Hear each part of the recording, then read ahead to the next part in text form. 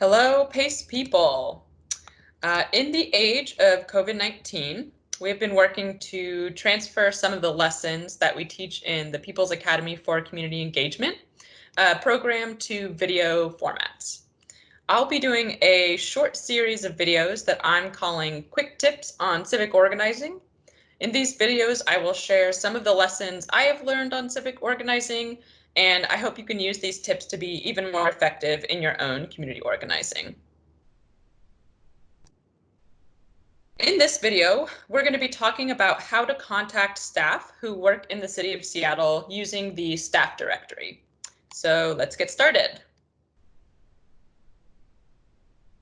The first thing that I want to say is that, in my experience, effective civic organizing is all about relationships. From the outside, it's very easy to feel like the city government is this big, blobby thing. But when you look closer at this institution, what you will find are a bunch of people. The city of Seattle is made up of over 10,000 employees working and making decisions every day. So if you want to see change happen in your government, you have to be in relationship with the people in the government. You have to be in relationship with the people who make decisions. If you can, I promise that you will be so much more effective in your civic organizing. All right, so why use the staff directory? This may seem insignificant, but it really does make a difference if you can email someone directly rather than using the general emails that you might find on a department's website. And that's pretty much it. So, all right, let's get on with how you can find and use the staff directory.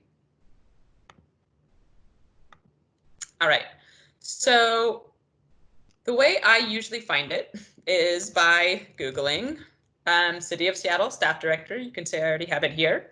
And it's always the first response. I use it so much, I'm actually going to bookmark it right now.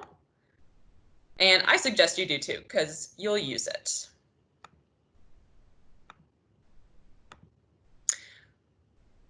There we go, bookmarked. So the staff directory lists pretty much all City of Seattle employees by department and sometimes even by project or team. It will include all the contact information, including emails and phone numbers. So let's try it. Let's say that you really care about parks and green spaces, and you have a really good idea about creating more green space in your neighborhood. Who can I find in the city of Seattle who can be my ally in this? All right, let's look. Okay, first we'll think about what department we want to search in. So I'm going to go down to departments. I'm going to choose Parks and Recreation.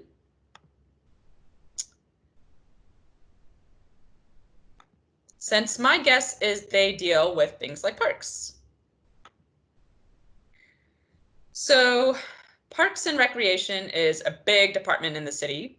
So as you can see, there are a lot of options for me to choose from, all of these. Well, if I'm thinking for our example, and I want to find someone to talk to about creating more green space in my neighborhood, I think I'm going to first try going to the communications and outreach part right here. All right, and there you go. As you can see here, there are a bunch of people who I could reach out to. Sometimes you'll even notice that a staff person's title will be included in their contact information. So for example, we can see here, we've got communications director. And this can be helpful if you don't know if you're talking with a decision maker or not. So for example, I assume that Rachel here has some decision-making power since Rachel is a director. This kind of information might be helpful to you depending on what issue you're working on or what your goal is. I would suggest starting with an email, and if you don't get a response, follow up with a phone call. I want to mention that depending on the issue that you're working on or your goal, the first person you reach out to might not be the exact right person. Let's say, for example, that I'm looking for someone who can help me with creating a park in my neighborhood. And I reach out to Rachel, and Rachel says, actually, that's not really my job. So what I want to say about that is that getting an answer like that doesn't have to be a dead end. In my experience, most people in the city government want to help. So if you reach out to someone and it turns out they aren't the right person, they may offer to connect you to the right person.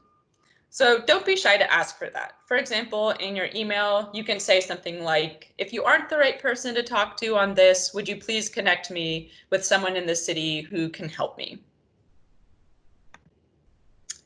All right, so to summarize, use the City of Seattle staff directory. Oops, let's go back to our summary slide. To find the city department that you need to communicate with, and find someone within that department that you can email or call. If you don't find the right person right away, don't worry, keep trying and ask to be connected with someone else who can help. All right, so that's it for this quick tip. Good luck and keep organizing.